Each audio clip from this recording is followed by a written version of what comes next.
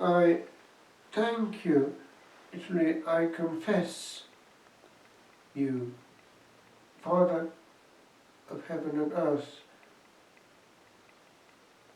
Now, this is one of those rare passages where the third evangelist has the language of the fourth, high Trinitarian language. The three persons of the Blessed Trinity are here quite clearly. Luke puts in, he rejoiced in the Holy Spirit, and he, the Son, confesses, praises the Father. There is no direct word for to thank in Hebrew, only to confess.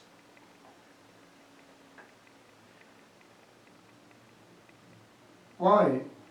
He praises the Father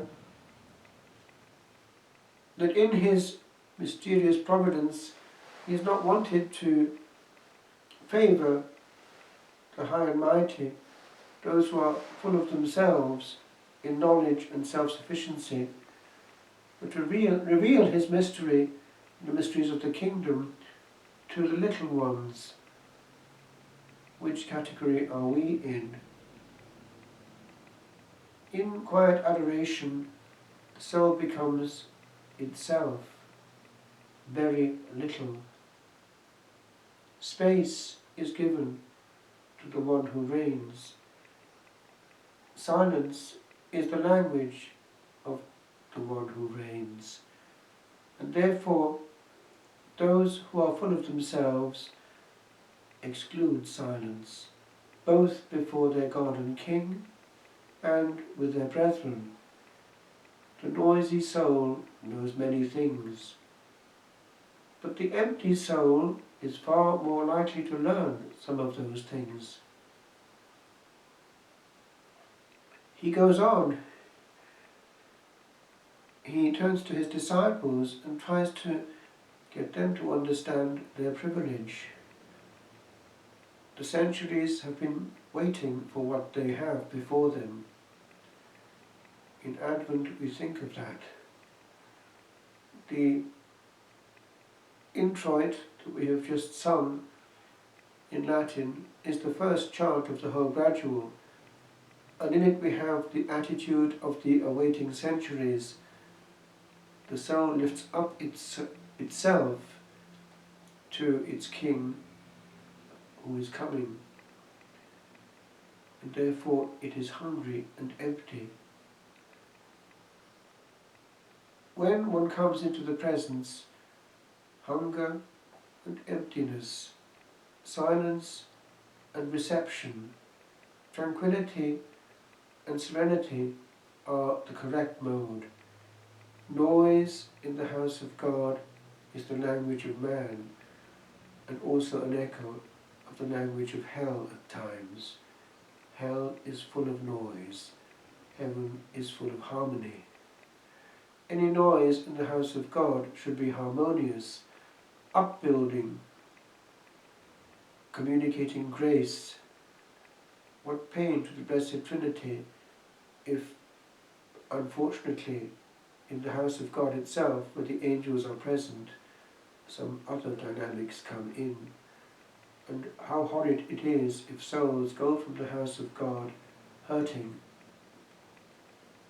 One goes into encounter with the God of love in his mode.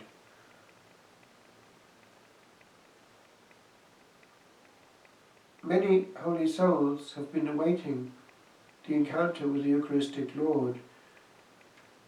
Converts, those who have been seeking, those also in communist countries, and right now also many in Ireland. This is the first day when public masses are allowed again after a good while, and there is a hunger and thirst in the air. But many are hurt by what seems to be an obligation on the part of celebrants to receive in a certain way against their conscience. The sensus fidelium must be listened to. Why hurt a soul in its moment of intimacy. Also, some churches have been closed. Fortunately, in this county they are left open, but there is less adoration, although some places do have adoration even now. But when one gazes, even on the tabernacle, one gazes at what the Lord is saying here, the privilege of seeing Him, many having wanted it and not having it. I am sure that if we gain the grace of this pandemic, we will not be quite so automatic and casual in our approach henceforth. We need to come on tiptoe and take a firm resolution to prepare the way, to prepare the heart, and to absorb profoundly the grace of encounter with love. Silence is the language of love, and noise is the great obstacle. Nel Vangelo di oggi abbiamo un linguaggio trinitario. Il Signore confessa, perché non c'è verbo in ebraico per ringraziare, si confessa il Signore, Re dell'universo, e lo fa esultante nello Spirito Santo.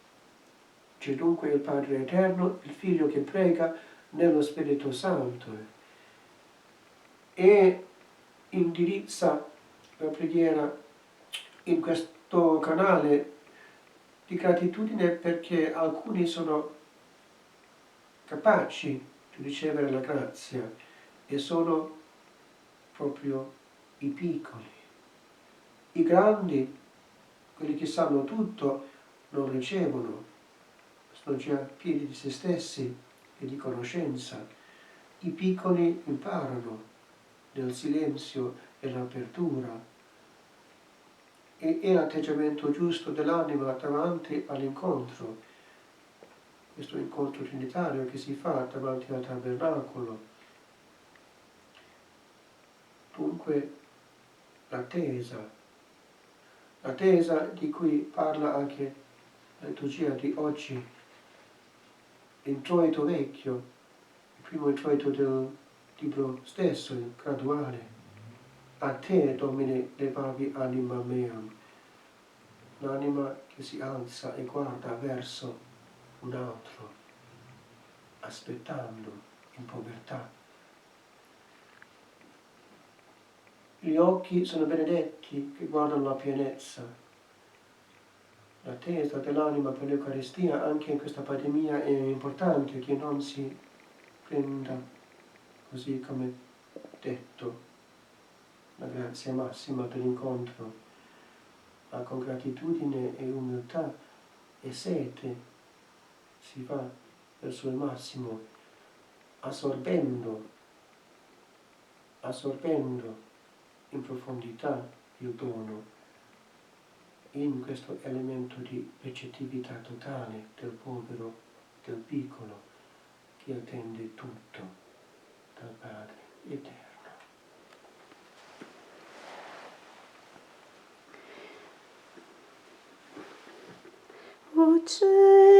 Uccelli, piovete dall'alto, o nubi, mandateci il Santo, o terra, apriti, o terra, e germini il Salvatore.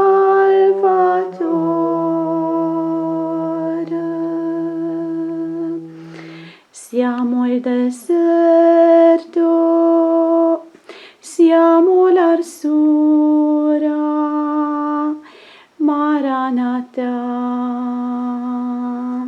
Maranatha. Siamo il vento, nessuno ci